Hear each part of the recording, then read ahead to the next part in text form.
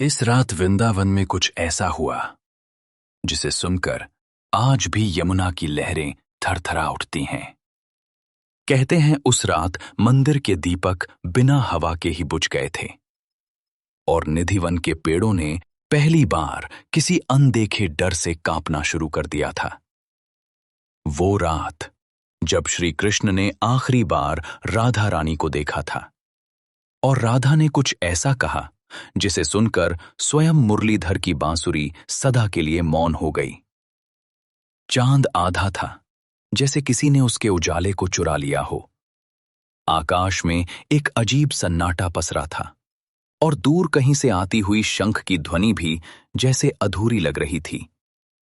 वृंदावन के गलियारों में उस रात एक अजीब बेचैनी थी, जैसे हर कण, हर पत्ता, हर हवा का झोंका किसी आने वाले विरह की आहट को महसूस कर रहा हो।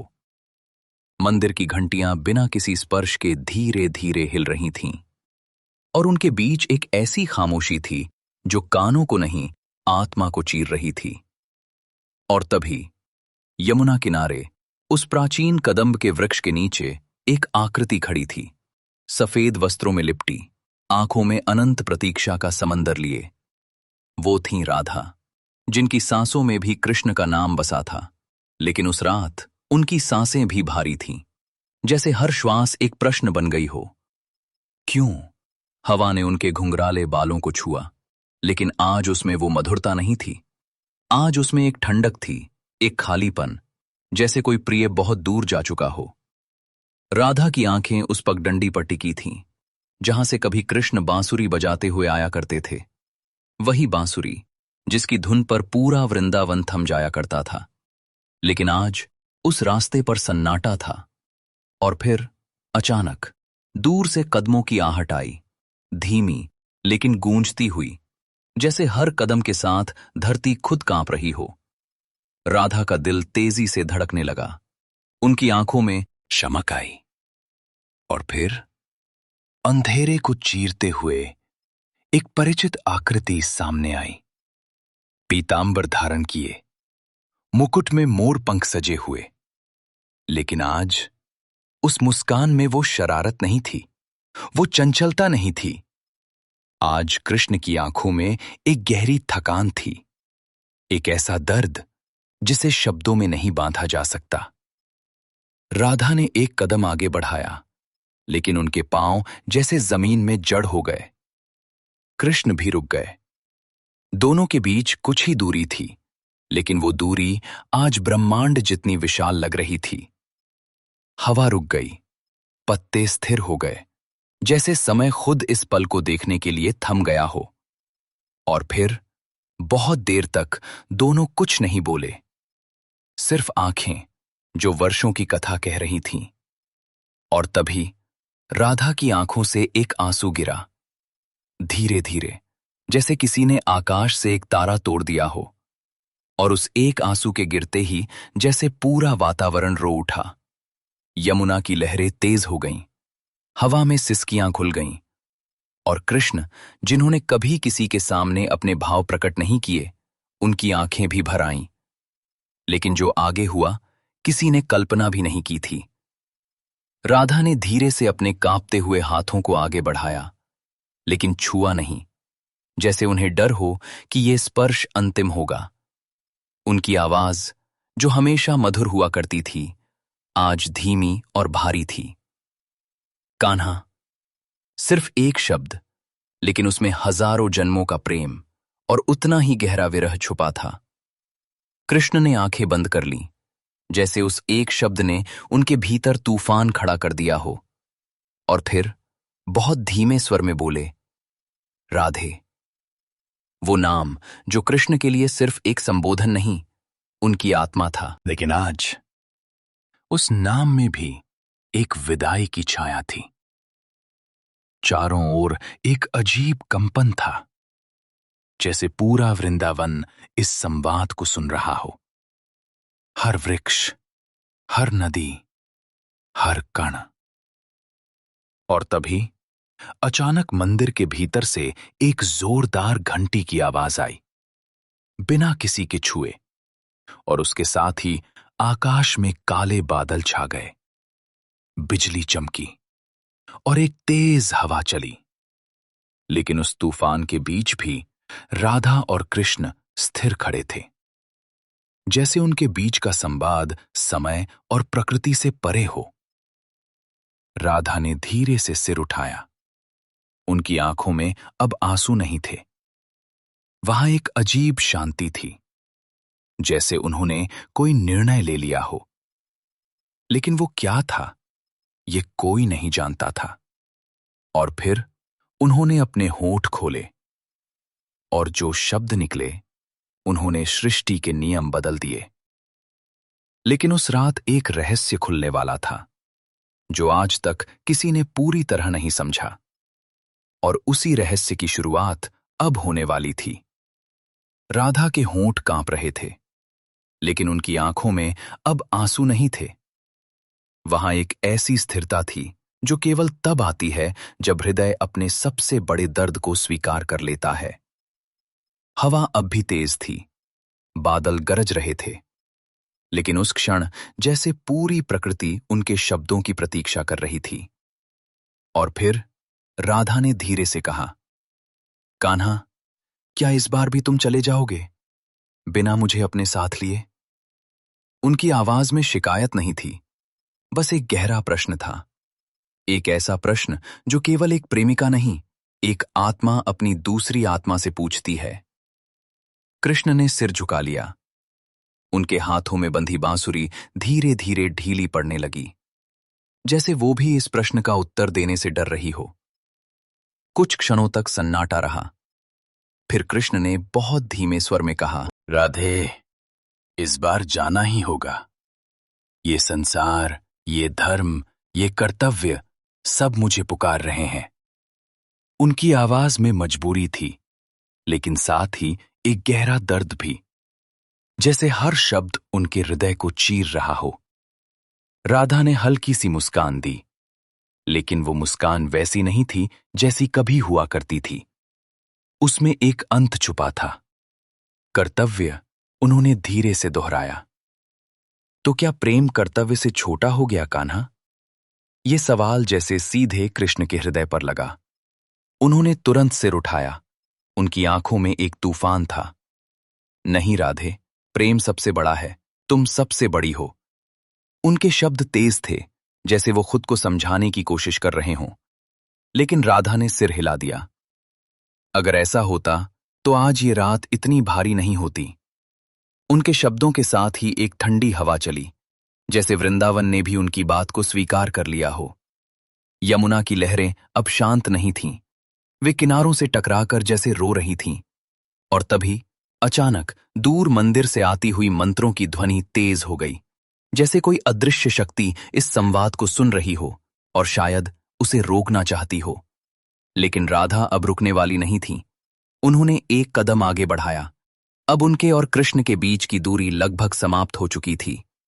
उनकी आंखें सीधे कृष्ण की आंखों में थीं। कान्हा, क्या तुम्हें याद है वो दिन जब तुमने पहली बार मुझे देखा था? कृष्ण के चेहरे पर एक हल्की सी चमक आई, जैसे स्मृतियां अचानक जीवित हो उठी हों। याद है राधे, सब कुछ याद है। उनकी आवाज अब धीमी थी, जैसे वो उस पल में खो गए हों। तब तुमने कहा था कि हमारा प्रेम कभी खत्म नहीं होगा, कि हम कभी अलग नहीं होंगे। राधा की आवाज अब और गहरी हो गई। तो फिर आज ये विरह क्यों? यह प्रश्न अब सिर्फ शब्द नहीं था, ये एक पीड़ा थी जो पूरे ब्रह्मांड में गूंज रही थी। कृष्ण ने आंखें बंद कर लीं। एक आंसू उनके गाल पर बह निकला।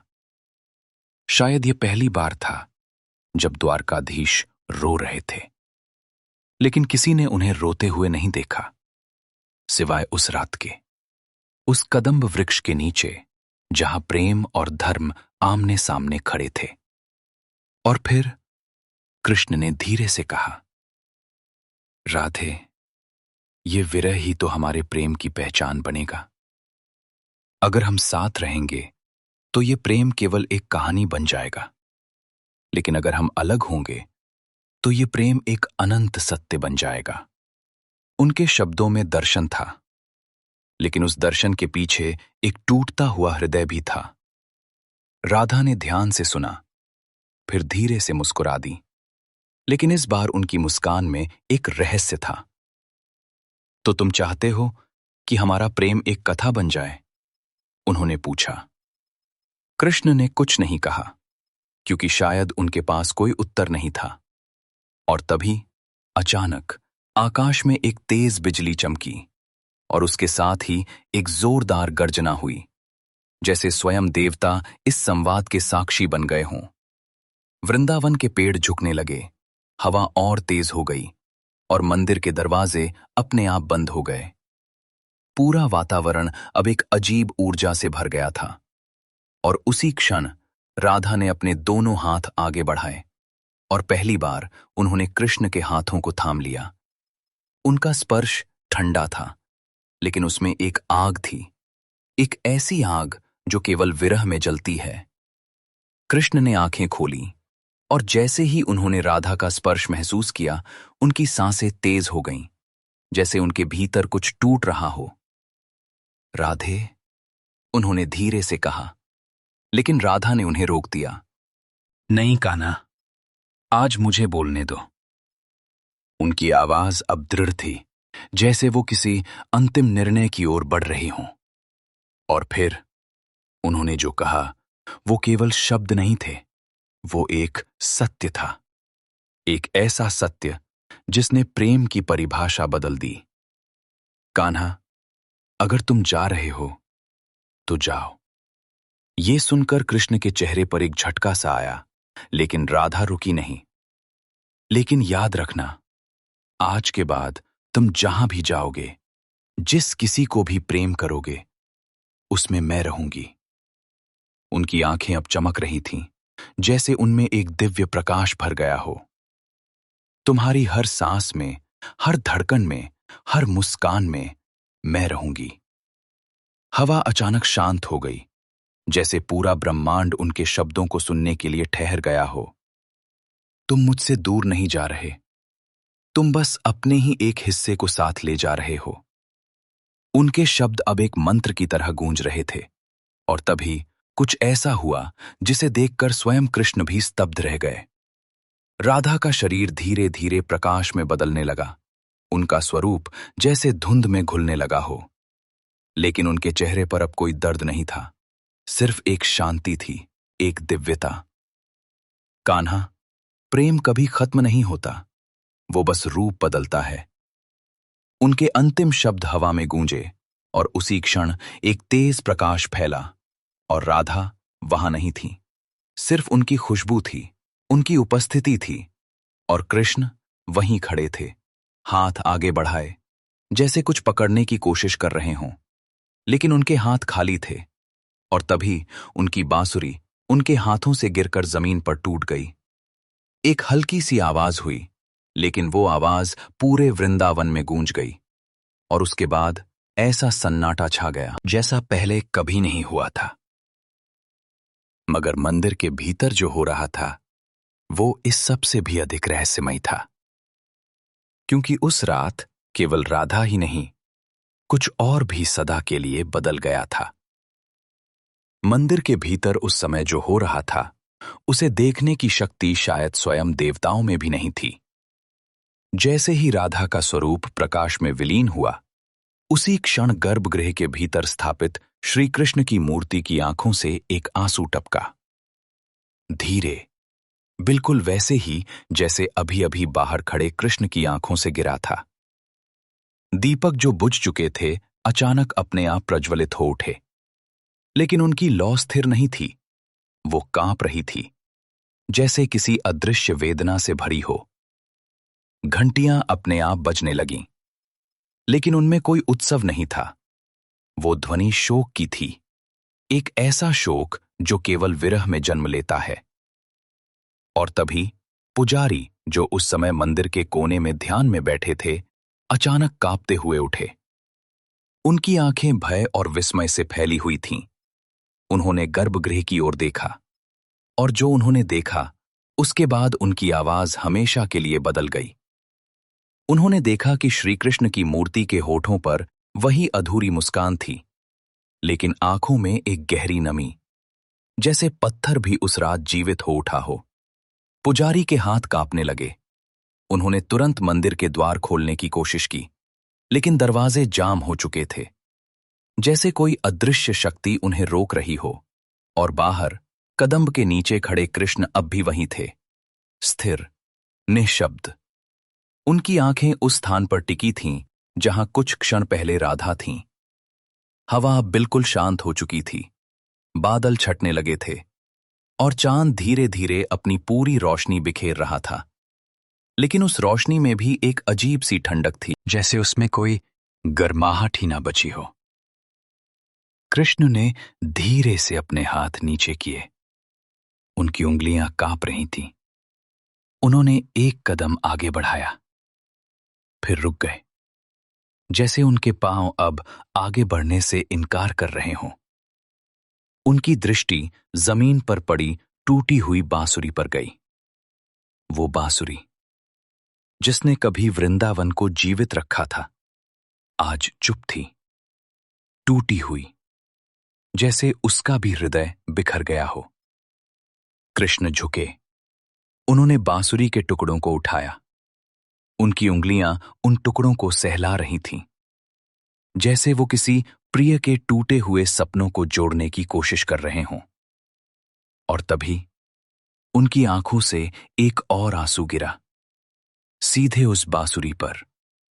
और जैसे ही वो आंसू बांसुरी को छुआ, एक हल्की सी धुन हवा में गूंजी, बहुत धीमी, बहुत क्षीण, लेकिन उसमें वही पुरानी मिठास थी, वही राधा की छवि, वही वृंदावन का स्पंदन। कृष्ण ने आंखें बंद कर ली, उस धुन को सुनते हुए, जैसे वो आखिरी बार उस संसार को महसूस कर रहे हों, जो अब उनसे दूर हो चुका था। लेकिन जो आगे हुआ, किसी ने कल्पना भी नहीं की थी। उसी क्षण यमुना की लहरें अचानक शांत हो गईं, जैसे कोई अदृश्य आदेश मिला हो। पेड़ों की पत्तियां स्थिर हो गईं और हवा ने चलना बंद कर दिया। पूरा वृंदावन एक अजीब मौन में डूब गया। और उस मौन के बीच एक स्वर गूंजा, बहुत कोमल, बहुत गहरा, कान्हा। कृष्ण ने तुरंत आंखें खोली। उनका हृदय तेजी से धड़कने लगा। उन्होंने चारों ओर देखा, लेकिन वहां कोई नहीं था। फिर भी वो स्वर स्पष्ट था, जैसे वो सीधे उनके भीतर से आ रहा हो। कान्हा, अब मुझे बाहर मत ढूंढो। ये राधा की आवाज थी, लेकिन अब उसमें कोई देह नहीं थी, कोई रूप नहीं था। वो केवल एक अनुभूति थी, एक चेतना जो हर ओर फैल चुकी थी। कृष्ण की आंखों में एक नई चमक आई, लेकिन साथ ही एक गहरा दर्द भी। राधे, उन्होंने फुसफुसाते हुए कहा, और उसी क्षण हवा ने फिर से चलना शुरू किया। लेकिन अब वो पहले जैसी नहीं थी। उसमें एक मधुरता थी, एक सुगंध थी, जैसे हर झोंका राधा का स्पर्श लेकर आ रहा हो। मैं यही हूं, तुम्हारे भीतर। वो स्वर फिर गूंजा और कृष्ण ने अपने हृदय पर हाथ रख लिया। उनकी सांसें अब धीरे धीरे सामान्य हो रही थीं, जैसे उन्हें कोई सत्य समझ में आने लगा हो। तुम जहां जाओगे, मैं तुम्हारे साथ रहूंगी। आवाज अब और भी कोमल हो गई। तुम्हारी हर लीला में, हर मुस्कान में, हर अश्रु में। कृष्ण के चेहरे पर अब एक शांति उतरने लगी, लेकिन वो शांति स्थायी नहीं थी, क्योंकि उस शांति के पीछे एक खालीपन भी था, एक ऐसा खालीपन जिसे कोई भर नहीं सकता। और तभी मंदिर के दरवाजे अचानक खुल गए, जोर से, जैसे किसी ने भीतर से उन्हें धक्का दिया हो। पुजारी बाहर दौड़े, उनके चेहरे पर आंसू थे। प्रभु, उन्होंने कृष्ण को देखा और तुरंत उनके चरणों में गिर पड़े। आज आज मैंने कुछ ऐसा देखा जो कभी नहीं देखा। उनकी आवाज कांप रही थी। कृष्ण ने उन्हें उठाया, लेकिन कुछ नहीं कहा, क्योंकि शायद शब्द अब उनके पास भी नहीं थे। पुजारी ने कांपते हुए कहा, प्रभु, आपकी मूर्ति रो रही थी। ये सुनकर कृष्ण ने एक क्षण के लिए आंखें बंद कर लीं, जैसे उन्होंने पहले ही ये महसूस कर लिया हो, और फिर बहुत धीरे से बोले, वो मैं ही था। पुजारी समझ नहीं पाए, लेकिन उन्होंने और कुछ पूछने की हिम्मत नहीं की, क्योंकि उस रात हर प्रश्न का उत्तर शब्दों में नहीं, अनुभूति में था। और तभी दूर कहीं से शंख की ध्वनि फिर से गूंजी, लेकिन इस बार वो अधूरी नहीं थी, वो पूर्ण थी, जैसे कोई चक्र पूरा हो गया हो। वृंदावन धीरे धीरे अपने सामान्य स्वरूप में लौटने लगा। लोग अपने घरों से बाहर आने लगे, लेकिन हर किसी के चेहरे पर एक अजीब सी खामोशी थी, जैसे सबने कुछ खो दिया हो, जिसे शब्दों में नहीं बताया जा सकता। और कृष्ण, वो धीरे धीरे उस कदम्ब वृक्ष से दूर चलने लगे। उनके कदम भारी थे, लेकिन अब उनमें एक दृढ़ता भी थी, जैसे उन्होंने अपने भीतर एक नया सत्य स्वीकार कर लिया हो। उन्होंने एक बार पीछे मुड़कर देखा, उस स्थान को जहां राधा आखिरी बार खड़ी थीं। उनकी आंखों में फिर से नमी आई, लेकिन इस बार उन्होंने आंसू नहीं बहने दिए, क्योंकि अब वो जान चुके थे कि राधा उनसे दूर नहीं, उनके भीतर हैं। और जैसे ही उन्होंने कदम आगे बढ़ाया, हवा ने फिर से उन्हें छुआ। इस बार वो हवा सिर्फ हवा नहीं थी, वो राधा का आलिंगन थी, और उसी आलिंगन में कृष्ण धीरे धीरे उस मार्ग पर चल पड़े जहां उन्हें अपना कर्तव्य निभाना था। लेकिन उस रात के बाद कुछ भी पहले जैसा नहीं रहा, क्योंकि अब वृंदावन में केवल कृष्ण नहीं थे, वहां हर कण में, हर श्वास में, हर धड़कन में राधा बस चुकी थीं। और यही था उस रात का सबसे बड़ा रहस्य, प्रेम का वो सत्य जिसे समझने के लिए जन्मों की साधना भी कम पड़ जाए। और इसी सत्य के साथ उस रात की कथा समाप्त नहीं हुई, बल्कि एक अनंत यात्रा की शुरुआत हुई। एक ऐसी यात्रा जहां प्रेम देह से परे हो जाता है, जहां विरह ही मिलन बन जाता है, और जहां राधा और कृष्ण दो नहीं, एक हो जाते हैं, हमेशा के लिए, शाश्वत, अनंत।